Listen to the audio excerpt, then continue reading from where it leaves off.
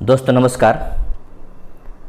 मौर्य वंश का बचा हुआ पाठ यानी मौर्य वंश का जो एमसीक्यू मैं कल आप लोगों के साथ में शेयर किया था या करवाया था, वही एमसीक्यू का फर्स्ट वीडियो में फर्स्ट लेक्चर में मात्र 40 एमसीक्यू है, यानी 40 क्वेश्चन है। और 40 क्वेश्चन के बाद उसको फर्स्ट पार्ट मैंने कहा, कल आपको मैंने बताया था कि ये फर्स्ट पार्ट के रूप में ये है और आप तक वो पहुंच ही गया और देख भी लिए होंगे। ये सेकंड पार्ट है मौर्य साम्राज्य का दूसरा पार्ट में, और इसमें कोशिश में करूँगा कि पूरा एमसीक्यू को करवा दूं, यहीं पर तीसरा पार्ट बनाने की आवश्यकता ना पड़े। तो सेकंड पार्ट मैं कल जो 40 क्वेश्चन पर रुका था उससे आगे बढ़ रहा हूं और आज 41 यानी पहला क्वेश्चन होगा 41 नंबर का। तो इससे पहले मैं आपको ये बताना चाहूँगा कि अगर आप इस चैनल पर नए हैं तो आप सब्सक्राइब कर लेंगे, और जो सब्सक्राइब कर चुके हैं वो लाइक शेयर और कमेंट जरूर करेंगे। एक बात मैं ज़रूर कहना चाहूँगा कि कमेंट जरूर करेंगे आप लोग, ठीक है, क्योंकि आपकी कमेंट ही हमारे लिए करने का आगे बढ़ने का मेरा प्रेरणा मिलती है। तो इसलिए बेटर यही है कि आप कमेंट जरूर करेंगे। तो चलिए हम आज का पहला क्वेश्चन को देखते हैं। गुर्जरा लघु अभिलेख जिसमें अशोक का नाम उल्लेख किया गया है कहाँ स्थित है? यानी गुर्जरा लघु अभिलेख जिसमें अशोक का नाम अशोक मिलता है। मैंने कल भी बताया था कि मास्की, गुर्जरा, नेटुर और उदय गोमल ये अभिलेख में अशोक का नाम अशोक मिलता है, लेकिन सर्वप्रथम मास्की अभिलेख में अशोक का नाम पढ़ा गया था, इसलिए अक्सर किताबों में मास्की का नाम दिया रहता है।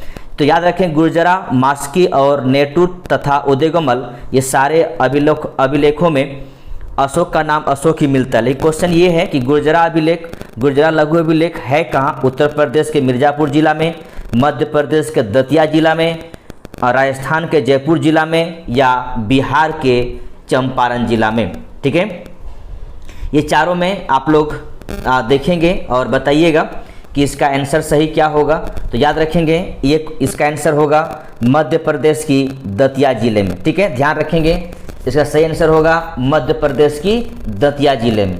अगला क्वेश्चन है, नेक्स्ट क्वेश्चन है कि केवल स्तंभ जिसमें अशोक ने स्वयं को मगध का सम्राट बताया। ठीक है, सॉरी यहाँ पर एक वर्ड छूटा हुआ है, केवल वह स्तंभ जिसमें अशोक ने स्वयं को मगध का सम्राट बताया है। तो इसमें आपको ऑप्शन दिया जा रहा है मास्की का लघु स्तंभ, रुमिनदेई स्तंभ, क्वींस स्तंभ और भाब्रू स्तंभ। यानी वो स्तंभ लेख बताना है जिसमें अशोक ने स्वयं को मगध का सम्राट बताया था। तो याद रखेंगे भाब्रू स्तंभ जिसमें मगध का सम्राट खुद अपने आप को अशोक अपने आप को बताया था। ठीक है, और इस अभिलेख से ही प्रमाणित होता है कि अशोक बौद्ध धर्मावलंबी हो चुके थे, बौद्ध धर्म को मानते थे। ठीक है, यानी अशोक, इस अभिलेख से एक बात और ध्यान स्पष्ट होता है कि अशोक बौद्ध धर्म को मानते थे। ठीक है, अगला क्वेश्चन है, कालसी प्रसिद्ध है, क्यों प्रसिद्ध है? बौद्ध चैत्यों हेतु, फारसी सिक्कों के कारण, अशोक के शिलालेख के कारण, गुप्तकालीन मंदिरों हेतु। ठीक है, सबसे पहली बात तो ये याद रखेंगे कालसी है कहाँ? याद रखिएगा ये देहरादून। ठीक है, देहरादून यानी उत्तराखंड में कालसी है।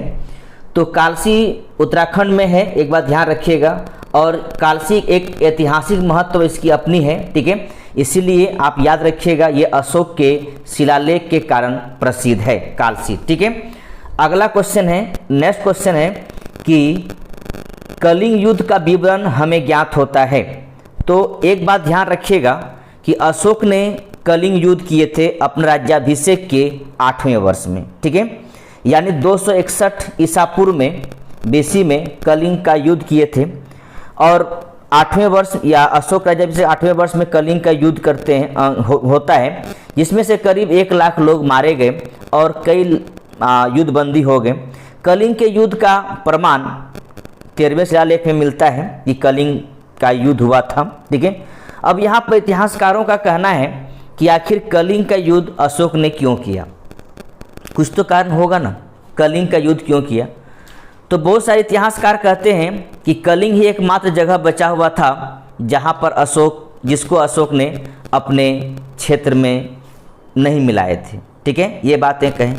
किसी ने कहा किसी ने कहा कि कलिंग इसलिए युद्ध किया कि वहाँ से हाथी प्राप्त होता था, ठीक है। किसी ने कहा कि कलिंग इसलिए युद्ध किया ताकि वहाँ से पूर्वी देशों के साथ यानी इंडोनेशिया, मलेशिया, श्रीलंका, ठीक है, इन सब के साथ में व्यापार कर पाए, ठीक है। तो सबका अपना अपना व्यू है, अपना अपना ध्येय है, ठीक है। तो याद रखेंगे कलिंग का जो भी कारण रहा होगा युद्ध का, लेकिन इतना याद रखेंगे इस युद्ध के बाद कलिंग का अशोक का हृदय द्रवित होता है और फिर इसके बाद अशोक कहते हैं कि अब मैं रणभेरी नहीं, अब मैं धम्म नीति को अपनाऊंगा, ठीक है। यानी कहने का मतलब है कि अब युद्ध नीति नहीं बल्कि धम्म नीति को अपनाऊंगा, ठीक है। यहाँ से अशोक बौद्ध धर्म को अपना लेते हैं और फिर युद्ध की नीति छोड़ देते हैं और धम्म नीति में आगे बढ़ जाते हैं। अगला क्वेश्चन है कि अशोक ने निम्न अभिलेखों में से पूर्ण रूप धार्मिक सहिष्णुता के प्रति समर्पित कौन सा अभिलेख है, ठीक है। तो कुछ अभिलेख का नाम दिया, शिलालेख 13वां, शिलालेख 12वां, स्तंभ लेख 7 और भाबरू लघु शिलालेख, ठीक है। तो कौन सा शिलालेख है जिसमें अशोक धार्मिक सहिष्णुता के प्रति समर्पित दिखाई पड़ता है, ठीक है। तो एक बात ध्यान रखिएगा कि जितना भी यहाँ अभिलेख है उसमें से आपका आंसर होगा शिलालेख 12, ठीक है। शिलालेख 12वां शिलालेख में इस बात का जिक्र है कि अशोक धार्मिक सहिष्णुता की बात करते हैं, यानी सभी धर्मों को मानने का, सभी धर्मों का आदर करने का, सत्कार करने की बात किया जाता है, ठीक है। तो इस प्रकार याद रखिएगा कि अशोक किसी एक धर्म को नहीं बल्कि सभी धर्मों को लेकर चलने की बात करते हैं, ठीक है। यानी सभी धर्मों की बात करते हैं, साथ ही साथ सभी धर्मों की सार वृद्धि की कामना करते हैं, ध्यान रखिएगा। ताकि इसी में ये भी कहते हैं अशोक कि जो मनुष्य अपने धर्म की पूछता है वो दूसरों के धर्म की आलोचना करता है, वह ऐसा करते हुए अपने धर्मों की हानि पहुंचाता है, ठीक है। अतः वाणी पर संयम होना चाहिए। कहने का मतलब है कि आप अपने धर्म को पूछते हैं, पूजिए, कोई दिक्कत नहीं, किसी को कोई मतलब नहीं है, लेकिन किसी और धर्म का आलोचना नहीं करना चाहिए। अगर आप अपने किसी और धर्म की आलोचना करते हैं तो इसका मतलब ये होता है कि आप अपने धर्म को हानि पहुंचाते हैं, ठीक है। तो इस प्रकार 12वें शिलालेख जो अशोक ने धार्मिक सहिष्णुता यानी सभी धर्मों को मानने को कहा गया, सभी संप्रदाय को एक दूसरे के ऊपर में मेल जोल करके रहने की बात किया गया, ठीक है। अगला क्वेश्चन है, नेक्स्ट क्वेश्चन है कि अशोक के जो प्रमुख शिलालेख संगम राज के विषय में हमें बताता है उनमें सम्मिलित है, ठीक है। तो संगम राज के बारे में जो शिलालेख बताते हैं वो है, याद रखेंगे, 2रा और 13वां, ठीक है। ऐसे 13वां शिलालेख तो आपको बस एक चीज़ याद रहता है कि कलिंग विजय के लिए 13वां शिलालेख का बहुत हम लोग याद करके रखते हैं उस चीज़ को, लेकिन साथ ही साथ ये भी ध्यान रखेंगे दक्षिण का चोल, पांड्य और श्रीलंका, इन सब राज्यों के बारे में बात करते हैं। साथ ही साथ धम्म विजय की बात करते हैं यहाँ पर, ठीक है। 2रा शिलालेख में ध्यान रखेंगे, जो सेकंड शिलालेख है उसमें ये बात करते हैं अच्छी तरह से कि चोल, चेर, पांड्य, सत्य पुत्र, केरल पुत्र सब के बारे में उस सेकंड शिलालेख में बात करते हैं, ठीक है। तो इस प्रकार आप कह सकते हैं कि 2रा शिलालेख और 13वां शिलालेख में संगम राज्य, खासकर चोल, याद रखेंगे, चेर और पांड्य, इन 3 राज्यों के बारे में चर्चा की गई है। अगला क्वेश्चन है, नेक्स्ट क्वेश्चन है कि निम्नलिखित में से किस दक्षिणी राज्य का उल्लेख अशोक के अभिलेखों में नहीं है। मैंने अभी बताया कि चोल की उल्लेख है, चेर का उल्लेख है, पांड्य का उल्लेख है, साथ ही साथ सत्यपुत्र का उल्लेख है, इसके बाद का उल्लेख है। तो यहाँ पर जिसका उल्लेख नहीं है वो है सातवाहन का उल्लेख नहीं है। अगला क्वेश्चन है, टोलमी फिलाडेल्फस जिसके साथ अशोक के राजनीतिक संबंध थे, कहाँ के शासक था, ठीक है। तो टोलमी फिलाडेल्फस मैंने पिछला वीडियो में बताया था और यहाँ भी मैं बोल देता हूँ, टोलमी फिलाडेल्फस मिस्र के शासक हैं, ठीक है। और बिंदुसार और अशोक के साथ में भी इसका राजनीतिक संबंध था, ठीक है। तो एक बात ध्यान रखेंगे कि टोलेमी फिलाडेल्फस ने अपने राजदूत डायनोसियस को बिंदुसार के दरबार में भेजे थे, याद रखेंगे। ठीक है, अगला क्वेश्चन है, नेक्स्ट क्वेश्चन है कि अशोक का समकालीन तुर्मय कहाँ का राजा है? तो याद रखेंगे ये भी मिस्र के राजा हैं। ठीक है, अशोक के समय में तुर्मय जो है वो मिस्र के राजा हैं, याद रखिएगा। ठीक है, अगला क्वेश्चन है, निम्नलिखित में से किस राजवंश के शासकों के सुदूर देशों जैसे सीरिया एवं मिस्र के साथ राज संबंध था? तो वो याद रखेंगे आपका मौर्य वंश। मैंने कल बताया था कि सीरिया के शासक एंटियोकस, ठीक है, तो सीरिया के शासक एंटियोकस के साथ में अच्छा संबंध था बिंदुसार का, और इसी से उसने 3 चीज़ मांगा था, जिसमें से मैं बताया था मदिरा एक चीज़ मांगा था जिसको दे दिया गया था, अंजीर एक तरह का ड्राई फ्रूट होता है उसको मांगा था, वो भी दे दिया। लेकिन जो राजनीतिक यानी दार्शनिक जिस फिलोसफर को मांगे थे वो आप नहीं दिया गया, कहा कि फिलोसफर हमारे यहाँ क्रय विक्रय का चीज़ नहीं है, हम आपको नहीं दे सकते। ठीक है, तो सीरिया के शासक हैं जो उसके यहाँ डायमेकस, सीरिया के शासक एंटियोकस ने डायमेकस नामक व्यक्ति को राजदूत बनाकर यहाँ बिंदुसार के दरबार में भेजा, जो कि कहीं न कहीं मेगास्थनीज का उत्तराधिकारी माना जाता है। और मिस्र के शासक टोलेमी फिलाडेल्फस जो डायनोसियस नाम का राजदूत भेजते हैं बिंदुसार के दरबार में। तो इस प्रकार कह सकते हैं कि मौर्य शासक के साथ में सीरिया और मिस्र के साथ अच्छा संबंध रहा। ठीक है, अगला क्वेश्चन है, अशोक के धम्म का मूल संदेश क्या है? ये बीपीएससी क्वेश्चन है, आप ऑप्शन देखकर समझ जाइएगा। ठीक है, तो अशोक का धम्म नीति जो है उसमें कहता मूल संदेश क्या है? तो राजा के प्रति वफादारी, शांति एवं अहिंसा, बड़ों का सम्मान, धार्मिक सहनशीलता, या उपयुक्त में से कोई नहीं या उपयुक्त में से एक से अधिक। याद रखेंगे अशोक का धम्म की नीति जो है वो नैतिक संहिता है, यानी नैतिक ज्ञान की बात करेंगे। अशोक ने अपने दूसरे और 7वें अभिलेख में इस माध्यम पर संदेश देता है कि काम पाप करना, ठीक है, कल्याण करना, कम पाप करना, कल्याण करना, दया दान रखना, सत्य बोलना, पवित्रता से रहना, स्वभाव मधुरता, साधुता बनाए रखना, इन सब के बारे में संदेश देते हैं। साथ ही साथ अशोक धम्म को मूल संदेश इस प्रकार है कि शांति और अहिंसा, बड़ों को सम्मान करना, धार्मिक सहनशीलता निहित है। ठीक है, तो अशोक की धम्म नीति कहीं न कहीं सभी धर्मों का सार है, कोई धर्म नहीं है बल्कि सभी धर्मों का सार है, और ये जनता को धर्म की मार्ग पर चलने को कहते हैं। ठीक है, तो अशोक की धम्म नीति आप इस प्रकार नहीं कह सकते हैं कि कोई धर्म है, बाकी सभी धर्मों की सार है। ठीक है, यानी अब किस धर्म में ये नहीं कहता है कि बड़ों को सम्मान दीजिए, किस धर्म में ये नहीं कहता धार्मिक सहनशीलता की बात नहीं करता है, किस धर्म में ये नहीं कहता शांति और अहिंसा की बात नहीं करता, सभी धर्म में कहता है। ठीक है, तो आप जिस धर्म को मानते हैं उसी धर्म में ये बातें लिखा हुआ है। इस प्रकार आप कह सकते हैं अशोक की धम्म नीति सभी धर्मों की सार है। तो इस प्रकार यहाँ पर शांति अहिंसा की बात करता है, बड़ों का सम्मान और सहनशीलता, तीनों चीज़ है। इस प्रकार इस क्वेश्चन का आंसर होगा उपयुक्त में से एक से अधिक, याद रखेंगे। ठीक है, चलिए आगे बढ़ते हैं। अगला क्वेश्चन है कि निम्न में से अशोक के किस अभिलेख में पारंपरिक अवसरों पर पशु बलि पर रोक लगाई गई है? ऐसा लगता है कि यह पाबंदी पशुओं के वध पर थी। किस शिलालेख की बात करते हैं ये? ठीक है, तो कोई अवसर पर है जहाँ पर, यानी किसी भी अवसर पर, ठीक है, पशु बलि पर, पारंपरिक अवसरों पर पशु बलि पर रोक लगा दिया गया। ठीक है, पशु बलि नहीं कर सकते हैं। ठीक है, ऐसा लगता है कि यह पाबंदी पशुओं की वध पर थी।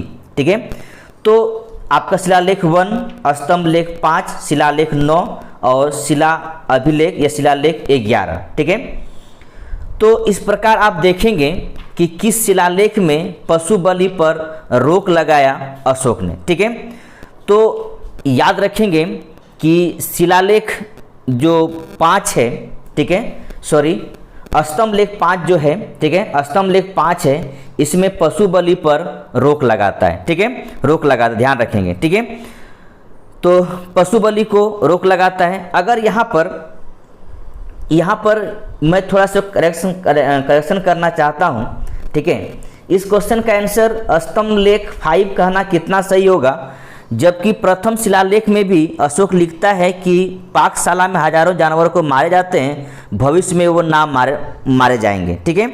यानी कहीं न कहीं प्रथम शिलालेख में भी पशु बलि पर निषेध करता है, ठीक है। इस प्रकार इस क्वेश्चन का आंसर जहाँ तक मुझे लग रहा है ये स्तंभलेख 5 नहीं बल्कि शिलालेख 1 होना चाहिए, ठीक है। शिलालेख 1 होना चाहिए। शिलालेख 1 ही इसका सही जवाब होगा कि सामाजिक उत्सव का निषेध किया गया, साथ ही साथ पशु बलि का भी निषेध किया गया। और अशोक लिखता है कि पहले पाकशाला में हजारों जानवर मारे जाते थे, भविष्य में वे नहीं मारे जाएंगे, ठीक है। तो इस प्रकार मैं कंफर्म बता रहा हूँ, इसका सही आंसर होगा शिलालेख, ठीक है, शिलालेख 1, ठीक है, ध्यान रखिएगा, ठीक। और एक बात एक भी ध्यान रखेंगे कि आप ध्यान रखिएगा इस बात को लेकर कि स्तंभलेख 5 की अलग बात है। स्तंभलेख 5 में ये कहता है अशोक ने राज्याभिषेक के 26वें वर्ष बाद उन पक्षियों की सूची दी है, ठीक है, उन जिसका हत्या करना निषेध किया गया है। इस सूची में 23 पशु पक्षी का नाम है। इन 26 वर्षों में 25 बार कैदियों को रिहा किया गया, ठीक है। तो ऐसा नहीं है कि स्तंभलेख 5 में भी गलत आंसर है, लेकिन जब आपके पास शिलालेख प्रथम है तो स्तंभलेख 5 टिक करना कहाँ तक उचित होगा, ध्यान रखिएगा। इसमें सिर्फ पशु नहीं, ठीक है, पशु बलि की बात नहीं करता है, इसमें पशु पक्षियों की सूची दिया गया था, ठीक है, उन पशु पक्षियों की हत्या पर निषेध किया गया है स्तंभलेख 5, ठीक है।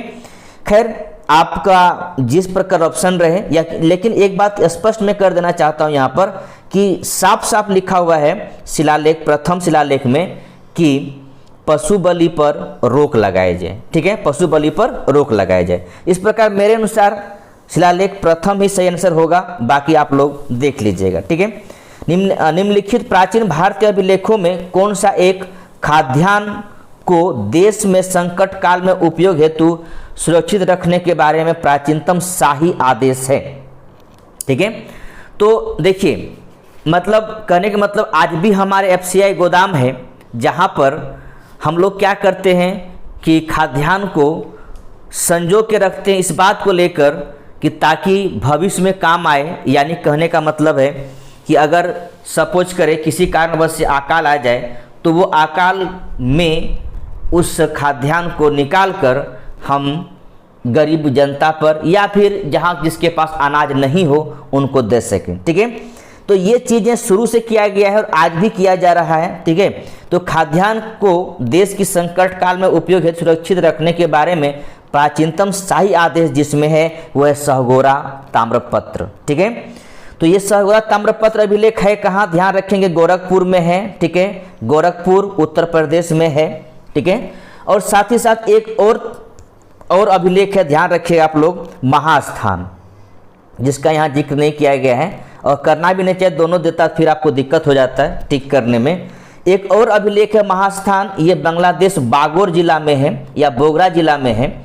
तो याद रखेंगे कि महास्थान अभिलेख और सहगोरा ताम्रपत्र, इन दोनों अभिलेख से संकट काल में अनाज वितरण के बारे में या अनाज को गरीबों में बांटने का शाही आदेश देता है, ठीक है। दो अभिलेख है, ध्यान रखिएगा, गोरखपुर का सहगोरा ताम्रपत्र अभिलेख और महास्थान का अभिलेख, जो महास्थान कहाँ पर है, बांग्लादेश बोगरा डिस्ट्रिक्ट में, ठीक है।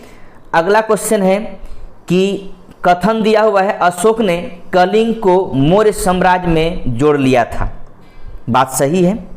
कलिंग दक्षिण भारत को जाने वाला स्थलीय एवं समुद्री मार्ग को नियंत्रित करता था, ये भी बात सही है। कहीं न कहीं इन्हीं वजह से कलिंग पर आक्रमण किया था, ठीक है, कब, 261 ईसा पूर्व में, ठीक है। इसलिए आपका ए ऑप्शन सही है, ए और आर दोनों सही है, आर एक ही सही स्पष्टीकरण। इसको पढ़ने तरीका इस प्रकार ध्यान रखेंगे, अशोक कारण दिया हुआ है, सॉरी कथन दिया हुआ है, अशोक ने कलिंग को मौर्य साम्राज्य में जोड़ लिया क्योंकि कलिंग दक्षिण भारत को जाने वाली स्थलीय और समुद्री मार्ग को नियंत्रित करता है। अगर क्योंकि लगा के पढ़कर आपका अगर आंसर सुटेबल बैठ रहा है उनके ऊपर वाला कथन से, तो आपका ए और बी दोनों सही होगा। अगर सुटेबल नहीं हो रहा है लेकिन दोनों कथन सही है तो दोनों कथन सही है, लेकिन स्पष्टीकरण नहीं है, कोई एक सही है या दो गलत है या दो सही है एक गलत है, इस प्रकार का याद रखेंगे।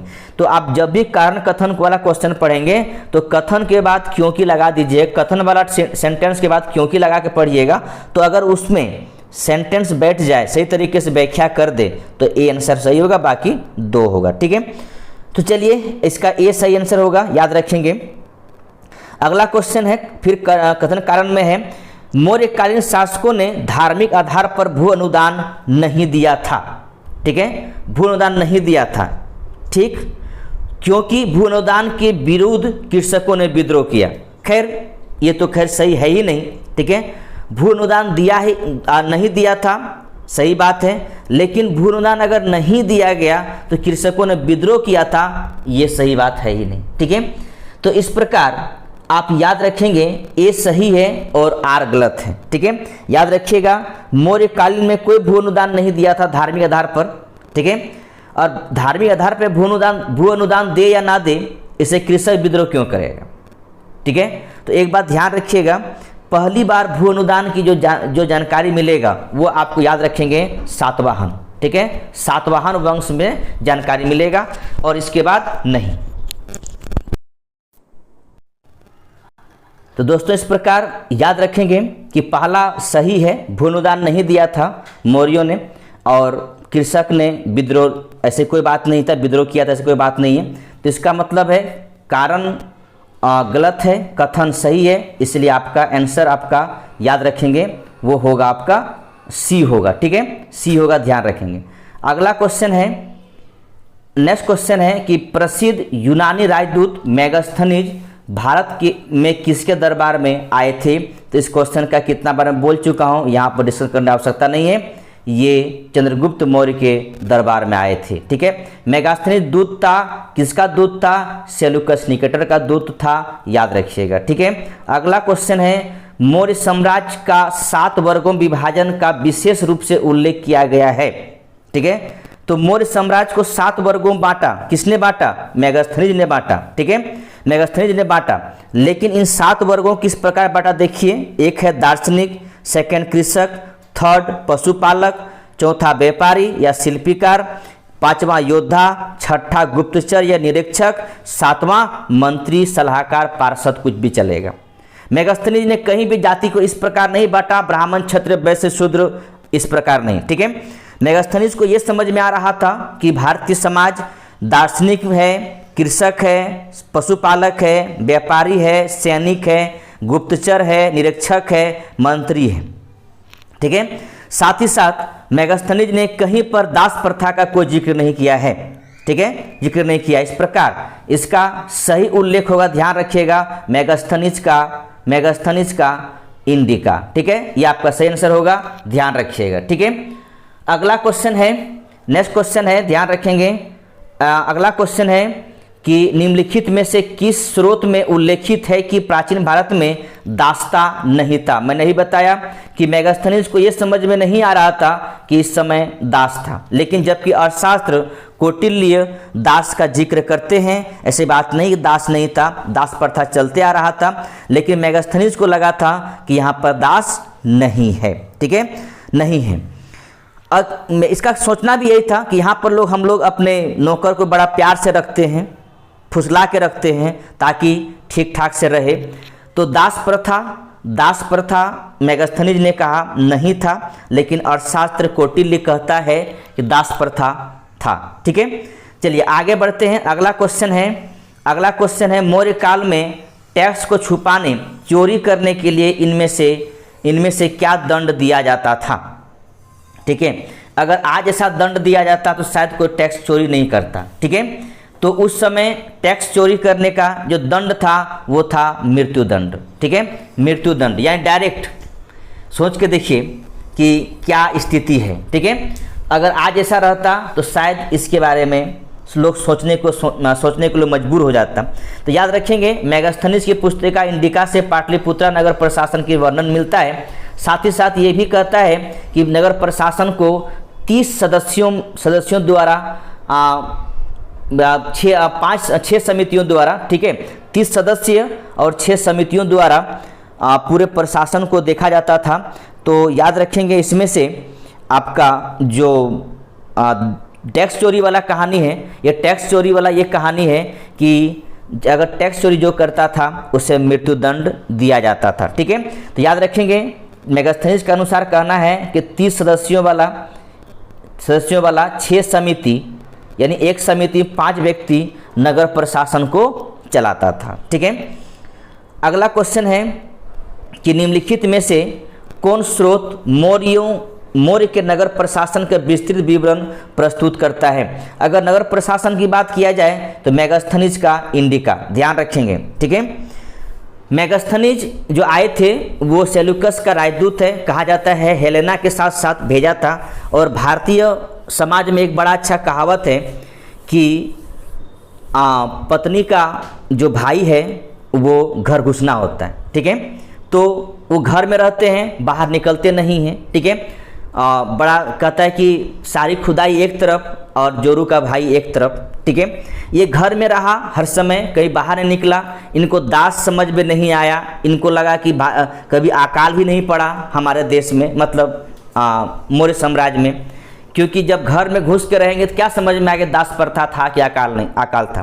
तो इसीलिए आप इस प्रकार से जोड़ के देखिएगा। इसीलिए इसने नगर प्रशासन के बारे में सबसे अच्छी बातें लिखा है। नगर प्रशासन में याद रखेंगे 30 व्यक्ति थे, 30 मैन थे, इसमें से 6 समिति हुआ करता था और 6 समिति में एक समिति में 5 मेंबर था। इस प्रकार पूरे साम्राज्य का नगर प्रशासन की जिक्र किया गया है मेगास्थनीज का इंडिका में, ठीक है। अगला क्वेश्चन है कि वर्तमान नगर पालिका प्रशासन में कौन सा कार्य मौर्य काल से जारी है। तो देखिए मौर्य काल से जो जारी अभी तक जो चलते आ रहा है वो जन्म और मृत्यु प्रमाण पत्र पंजीकरण अभी भी विद्यमान है। अभी भी हम लोग जन्म और मृत्यु प्रमाण पत्र अभी भी हम लोग नगर पालिका से या किसी ब्लॉक से या फिर ग्राम पंचायत से हम लोग लेते हैं, ठीक है। तो नगर मृत्यु प्रमाण पत्र, जन्म प्रमाण पत्र हम लोग जन्म प्रमाण पत्र वहाँ से मिल जाता है जहाँ से बच्चे जन्म लेते हैं, और मृत्यु प्रमाण पत्र ग्राम समिति या ग्राम सभा से या फिर पंचायत से मिल जाता है, ठीक है। तो इस प्रकार उस समय से चलते आ रहा है जो आज तक चलते आ रहा है। अगला क्वेश्चन है भाग एवं बलि था। तो भाग एवं बलि क्या था, याद रखेंगे भाग एवं बलि एक प्रकार का कर था, ठीक है। राजस्व का स्रोत है, कुछ नहीं है।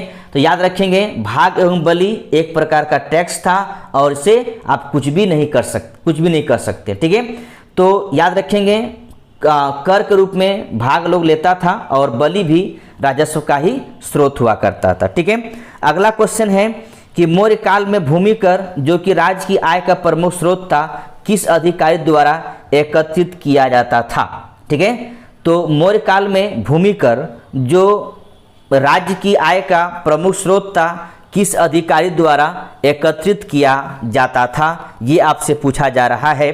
तो याद रखेंगे जो इसका कलेक्शन करता था उसका नाम है शीताध्यक्ष, ठीक है, शीताध्यक्ष। तो इस प्रकार ध्यान रखेंगे राज्य के कृषि विभाग का अध्यक्ष होते थे और सारे आय का प्रमुख स्रोत इन्हीं के पास है, ठीक है, मुख्य स्रोत इन्हीं के पास है। चलिए अगला क्वेश्चन है, नेक्स्ट क्वेश्चन ध्यान रखेंगे। अगला क्वेश्चन है कि मौर्य काल में सीता से तात्पर्य है, ठीक है। तात्पर्य क्या है, तो एक राज्य के भूमि से प्राप्त आय, ठीक है। राज्य की भूमि से प्राप्त आय को सीता कहा जाता था। यहाँ पर एक बात मैं बोलना भूल गया, यहाँ पर कुछ और जिक्र किया गया है, ठीक है। जिक्र इस प्रकार का है कि एग्रोनोमोई, शुल्काध्यक्ष, आक्राध्यक्ष, ठीक है। तो याद रखेंगे यहाँ पर आक्राध्यक्ष का मतलब होता है खानों का अध्यक्ष, ठीक है, खानों का अध्यक्ष, ठीक है। इसके बाद आपके पास है शुल्काध्यक्ष, ठीक है। तो शुल्काध्यक्ष के मतलब आप थोड़ा सा याद रखेंगे चुंगी वसूली, ठीक है, यानी चुंगी वसूली, ठीक है, एक तरह की टैक्स ही है, चुंगी वसूली करते थे। और साथ ही साथ एक और दिया हुआ है एग्रोनोमोई, ठीक है। तो एग्रोनोमोई का काम क्या है, ठीक है। ये काम पूछा जा रहा है आपसे, एग्रोनोमोई का काम क्या है। तो एग्रोनोमोई याद रखेंगे जिला अधिकारी के रूप में जाना जाता था, ठीक है। तो आप एक डीएम मान लीजिए, इसको चलेगा, ठीक है। इस प्रकार याद रखेंगे। अगला क्वेश्चन है, मौर्य मंत्रिपरिषद में निम्न में से कौन राजस्व इकट्ठा करने से संबंधित था? राजस्व कौन इकट्ठा करता था, ठीक है। तो अभी भी हम लोग, आप जाते होंगे कभी डीएम ऑफिस, देखिए वहाँ पर लिखा होगा समाहर्ता, ठीक है, समाहर्ता। तो याद रखेंगे जो समाहर्ता है वो राजस्व संग्रह करने का। और एक बात ध्यान रखिएगा, हम बिहार में भले डीएम कहते हैं, लेकिन झारखंड जाएंगे तो उसी पद को डीसी कहता है, डिस्ट्रिक्ट कलेक्टर, ठीक है। तो डिस्ट्रिक्ट में जितना भी कर होगा उन सारे कर का संग्रह करने का जिम्मेदारी समाहर्ता यानी डीसी को दिया गया, ठीक है। कॉर्नवालिस का देन है। कॉर्नवालिस ने कहा डीएम को, डीसी को, कलेक्टर को कहा आप पूरे राजस्व का इकट्ठा करके करेंगे, ठीक है। तो खैर अगला क्वेश्चन है, याद रखेंगे, अगला क्वेश्चन है, याद रखिएगा, था। आपको प्रादिष्टा के बारे में बता चुका हूं मैं, ठीक है, बार बार बताने का है कि जरूरी है, ठीक है।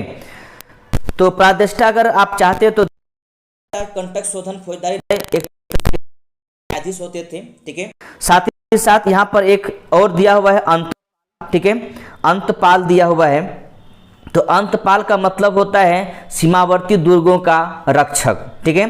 तो सीमावर्ती दुर्गों का रक्षक को अंतपाल कहा जाता था, ठीक है। इस प्रकार याद रखिएगा, सबका अपना अपना मतलब है, ऐसा नहीं कि कोई मतलब नहीं है, ठीक है। चलिए अगला क्वेश्चन को देखते हैं। नेक्स्ट क्वेश्चन है, निम्नलिखित में से कौन मौर्ययुगीन अधिकारी तोल माप का प्रभारी था, ठीक है। तोल माप का प्रभारी था। तो पहले मैं देख लेता हूं कौन कौन सा है। पोतवाध्यक्ष लिखा हुआ पहला। पोतवाध्यक्ष का मतलब ही होता है तोल माप का अध्यक्ष, याद रखेंगे, तोल माप का अध्यक्ष, ठीक है। इसके बाद आपके पास है पन्याध्यक्ष, ठीक है। पन्याध्यक्ष का मतलब होता है व्यापार एवं वाणिज्य अध्यक्ष, ठीक है। व्यापार एवं वाणिज्य अध्यक्ष को पन्याध्यक्ष कहते हैं, ठीक है। फिर इसके बाद है शीताध्यक्ष, ठीक है। तो शीताध्यक्ष का आपको मैंने बताया राज्य कृषि विभाग का अध्यक्ष, ठीक है, सारे राजस्व स्रोत इन्हीं के पास था। और एक है आपके पास सुनाध्यक्ष। सुनाध्यक्ष का मतलब होता है बूचड़ खानों का अध्यक्ष। यहाँ अवध्य पशुओं का एवं पक्षियों का संरक्षण के भी कार्य करता था, ठीक है, जिसको हम वध नहीं कर सकते हैं, ठीक है। ऐसे पशुओं का या पक्षियों का संरक्षण भी सुनाध्यक्ष करते थे, ठीक है। इस प्रकार सबका अपना अपना मतलब है। पूरे अध्यक्ष की संख्या 26 है, ध्यान रखेंगे, 26 अध्यक्ष हैं। और अगर हम अधिकारी की बात करें जिसको तीर्थ कहा जाता था, उसकी संख्या 18 है, ठीक है। तीर्थ की संख्या 18 है, ध्यान रखेंगे, और अध्यक्ष की संख्या 26 है, ठीक। अगला क्वेश्चन है कि मौर्य काल में एग्रोनोमोई अधिकारी निम्नलिखित में से किस क्षेत्र से संबंधित है, ठीक है। तो अभी अभी मैंने बताया एग्रोनोमोई के बारे में। तो एग्रोनोमोई किस क्षेत्र का से संबंधित है, तो याद रखेंगे इनका क्षेत्र हुआ करता था मार्ग निर्माण, ठीक है। एग्रोनोमोई नामक अधिकारी का जो काम है उनका काम हुआ करता था मार्ग निर्माण, ठीक है। अगला क्वेश्चन है, नेक्स्ट क्वेश्चन है कि मौर्य काल में शिक्षा का सर्वाधिक प्रसिद्ध केंद्र था। तो मौर्य काल में शिक्षा का प्रसिद्ध केंद्र के रूप में याद रखें तक्षशिला, ठीक है। नालंदा तो बहुत बाद में गुप्त काल में आएगा। गुप्त काल के समय में ही उज्जैन एक नया शिक्षा का केंद्र भी बन के सामने आएगा, ठीक है। अगला क्वेश्चन है कि कौटिल्य के अर्थशास्त्र के अनुसार मौर्यकालीन न्याय व्यवस्था में निम्नलिखित न्यायालय अस्तित्व में था। तो देखिए यहाँ पर जो भी ऑप्शन में देखा अलग बात है, लेकिन दो बात ध्यान रखिएगा यहाँ पर कि धर्मस्थ्य और कंटक शोधन, ठीक है, ये दो ऐसा न्यायालय था, ठीक है, कि धर्मस्थ और कंटक शोधन करके न्यायालय हुआ करता था, ठीक है। अगर हम धर्मस्थ की बात करें तो ये दीवानी न्यायालय था, ठीक है, दीवानी न्यायालय जिसको आप सिविल कोर्ट कहते हैं, ठीक है। और कंटक शोधन जिसको आप क्रिमिनल कोर्ट कहते हैं, ठीक है, क्रिमिनल कोर्ट कहते हैं, याद रखिएगा, ठीक है। तो इस प्रकार जिसको हिंदी में फौजदारी कहते हैं, ठीक है। तो धर्मस्थ्य यानी दीवानी कोर्ट और कंटक शोधन यानी फौजदारी कोर्ट। अगर हम दीवानी कोर्ट को सिविल कहते हैं आज के समय में इंग्लिश में, और फौजदारी को हम क्रिमिनल कोर्ट कहते हैं। ठीक है, इस प्रकार उस समय दो कोर्ट हुआ करता था जो आज भी है, दीवानी और फौजदारी। ठीक है, चलिए अगला क्वेश्चन है, प्राचीन भारत में निम्नलिखित ग्रंथों में से किसमें पति द्वारा परित्यक्त पत्नी के लिए विवाह विच्छेद की अनुमति दी गई। ठीक है, तो पति द्वारा परित्यक्त यानी पति द्वारा छोड़ दिया पत्नी को, विवाह विच्छेद का मतलब तलाक की बात किया जा रहा है। ठीक है, तो किस ग्रंथ में इसकी विच्छेद की अनुमति दी गई? कामसूत्र, मानव धर्मशास्त्र, शुक्र नीतिसार और अर्थशास्त्र। ठीक है, अर्थशास्त्र। तो याद रखेंगे ये बातें अर्थशास्त्र में कहा गया है, जो कि जिसको चाणक्य ने लिखा या कौटिल्य ने लिखा। ठीक है, अगला क्वेश्चन है, निम्नलिखित में से किसमें पुनर्विवाह वर्जित है? ठीक है, तो किस जातक में, मनुस्मृति में, याज्ञवल्क्य में कि अर्थशास्त्र में? ठीक है, पुनर्विवाह। ठीक है, पुनर्विवाह वर्जित है यानी दोबारा विवाह आप नहीं कर सकते हैं, वो आपका ध्यान रखेंगे, मनुस्मृति में कहा गया है। ठीक है, दोबारा विवाह नहीं करना है, एक बार हो गया तो हो गया। निम्नलिखित व्यक्ति भारत में किसी न किसी समय आए, पहले कौन आए? याद रखेंगे, पहले मेगास्थनीज 1 नंबर पर। ठीक है, इसके बाद 2 नंबर पे फाहियान, 3 नंबर पे आपका ह्वेनसांग और 4 नंबर पे इत्सिंग। ठीक है, कहने का मतलब है कि फाहियान कब आए थे? तो याद रखेंगे चंद्रगुप्त विक्रमादित्य के समय में। मेगास्थनीज कब आए थे? चंद्रगुप्त मौर्य के समय में।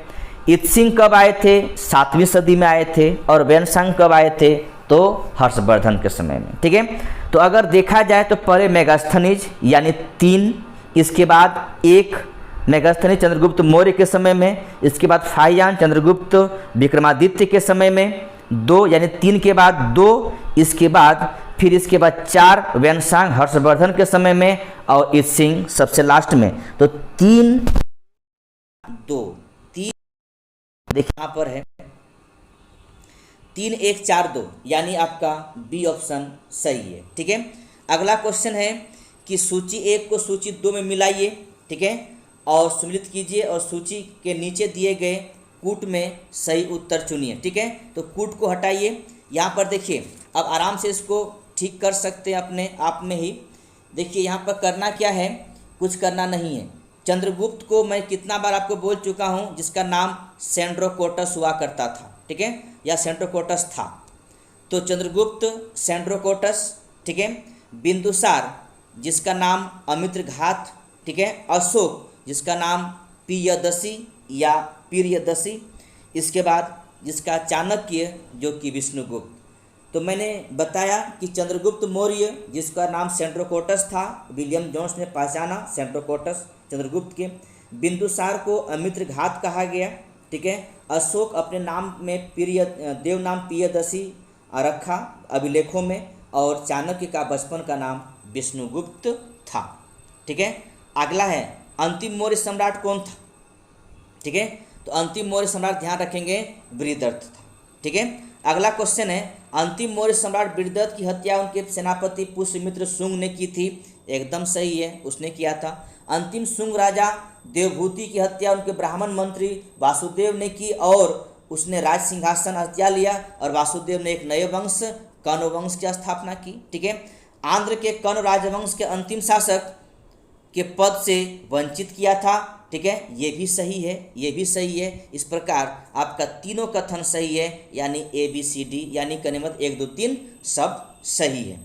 ठीक है, अगला क्वेश्चन है, जल की आवश्यकता को ध्यान रखते हुए जिस प्रथम शासक ने गिरनार क्षेत्र में एक झील का निर्माण करवाया था, वो याद आपको मैं कल से बता रहा हूँ, वो चंद्रगुप्त मौर्य। ठीक है, गिरनार क्षेत्र में रुद्रदामन का जूनागढ़ अभिलेख से प्रमाणित होता है। चंद्रगुप्त मौर्य ने सौराष्ट्र में, उस समय सौराष्ट्र का गवर्नर पुष्यगुप्त थे, उनके संरक्षण में उस एरिया में एक झील बना था जिसका नाम है सुदर्शन झील। सुदर्शन झील याद रखेंगे, और उस झील का निर्माण चंद्रगुप्त मौर्य के समय में हुआ। अलग बात है इस झील का आगे चलकर अशोक भी पूर्ण उद्धार करेंगे, रुद्रदामन भी करेंगे और स्कंदगुप्त भी करेंगे, सब सफाई करेंगे, ठीक ठाक करेंगे जो खराब हो जाता है, ठीक है। लेकिन बनाया था चंद्रगुप्त मौर्य ने बनाया था, ठीक है। अगला क्वेश्चन है, निम्नलिखित में से किस अभिलेख में चंद्रगुप्त और अशोक दोनों का उल्लेख किया गया है, ठीक है। तो किस में किया गया है, ध्यान रखें, महाक्षत्रप रुद्रदामन का जूनागढ़ अभिलेख में दोनों का उल्लेख है, ठीक है। यानी कहने का मतलब है कि अशोक का भी उल्लेख है और चंद्रगुप्त मौर्य का भी उल्लेख है, ठीक है, उल्लेख है, ध्यान रखिएगा, ठीक है।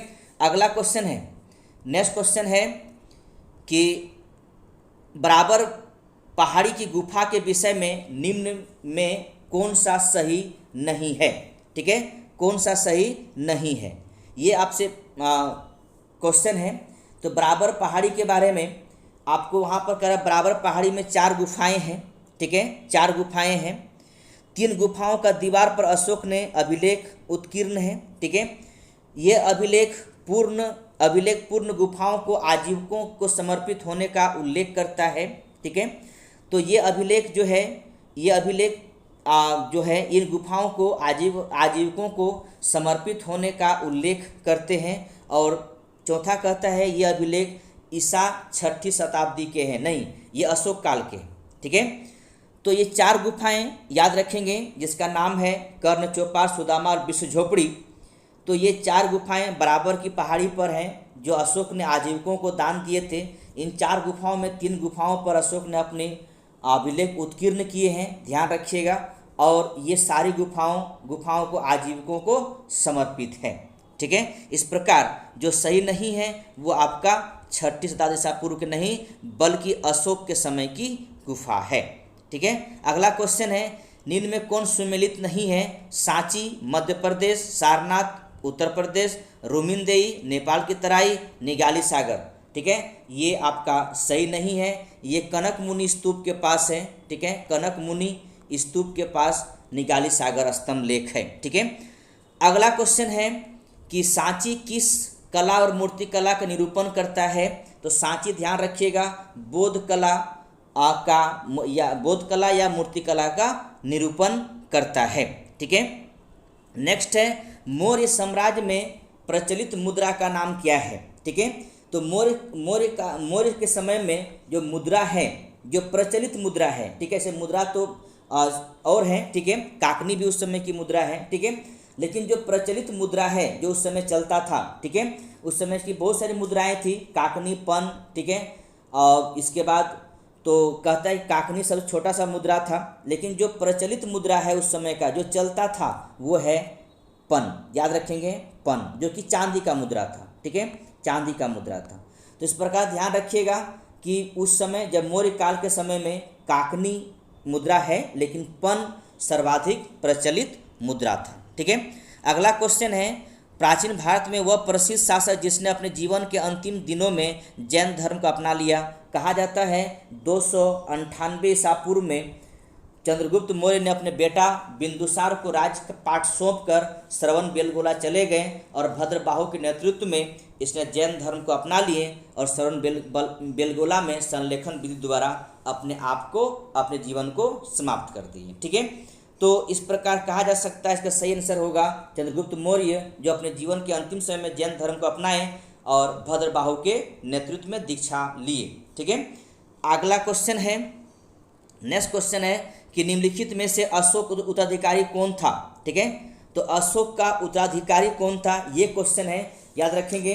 अशोक का उत्तराधिकारी बहुत से बुक में बहुत सारी बातें लिखता है, लेकिन याद रखेंगे अशोक का उत्तराधिकारी वायु पुराण के अनुसार, ठीक है, वायु पुराण के अनुसार अशोक के उत्तराधिकारी कुणाल है, ठीक है, कुणाल है, ठीक है। लेकिन राजतरंगिणी के अनुसार जालोक कश्मीर का शासक बनता है, ठीक है। इसके बाद बहुत सारी बातें हैं कि वायु पुराण और मत्स्य पुराण के अनुसार संप्रति से पहले अशोक का दूसरा पुत्र दशरथ कुणाल का पुत्र शासक बना, ठीक है। इन सब बातों की बारे में है, खैर छोड़िए। तो याद रखेंगे कि अशोक के बाद उसका उत्तराधिकारी कुणाल है वायु पुराण के अनुसार, ठीक है। अगला क्वेश्चन है कि निम्नलिखित में किस शहर में अशोक का शिलालेख नहीं है। कहता है दिया तले अंधेरे वाली कहानी है, जहाँ पर उनके राजगद्दी था वहीं पर उनका शिलालेख नहीं मिला है, पटना में कोई शिलालेख नहीं है। ठीक है, पाटलिपुत्रा में। अगला क्वेश्चन है कि अर्थशास्त्र का लेखक समकालीन था, किसके समकालीन थे? तो कौटिल्य चंद्रगुप्त मौर्य के समकालीन है। ठीक है, चंद्रगुप्त मौर्य के समकालीन है, ध्यान रखेंगे। ठीक है, तो कौटिल्य चंद्रगुप्त मौर्य के समकालीन है। ठीक है, अगला क्वेश्चन है बराबर की गुफाओं का उपयोग किसने आश्रय गृह के रूप में किया? तो मैंने अभी बताया कि वो आजीविकों ने आश्रय गृह के रूप में किया। ठीक है, तो बराबर की पहाड़ी में कर्ण चौपार, याद रखेंगे कर्ण चौपार, इसके बाद विश्व झोपड़ी। ठीक है, विश्व झोपड़ी और सुदामा।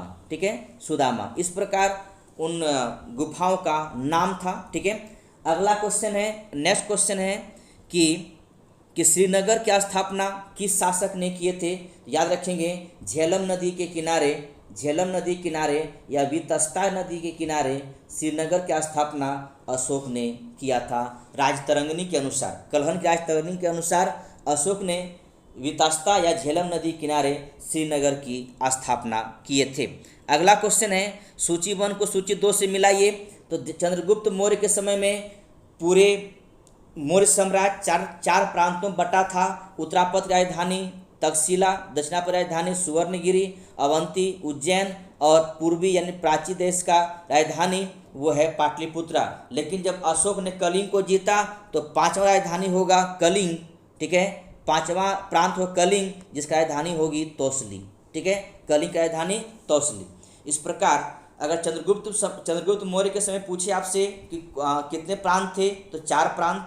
ठीक है, और अशोक के समय मौर्य साम्राज्य का 5 प्रांत था। ठीक है, अगला क्वेश्चन है किसने पाटलिपुत्र को पोलीब्रोथा कहा? तो याद रखेंगे मेगास्थनीज ने पाटलिपुत्रा को पोलीब्रोथा कहा था। ठीक है, किस शिलालेख में अशोक की यह घोषणा अंकित है कि किसी भी समय चाहे मैं खाता रहूं या रानी के साथ विश्राम करता रहूं या मैं अपने अंतशाला में हूँ, मैं जहाँ भी रहूँ मेरा महामात्य मुझे सार्वजनिक कार्य के लिए संपर्क कर सकता है।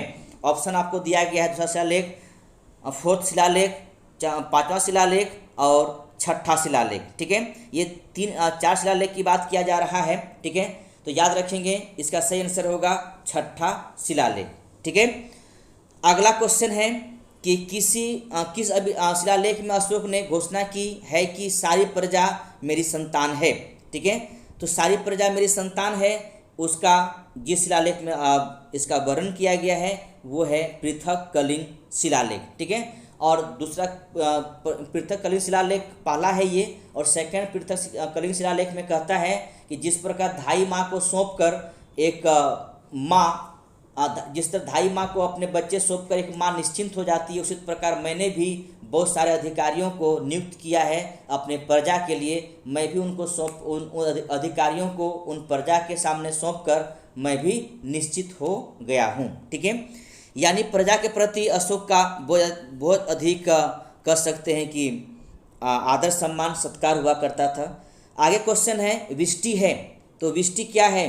तो इस समय का बेगारी विष्टि कहलाता था। ठीक है, बेगारी विष्टि कहलाता था। और आज का अंतिम क्वेश्चन है अशोक ने श्रीलंका में बौद्ध धर्म की प्रचार हेतु किसे भेजा?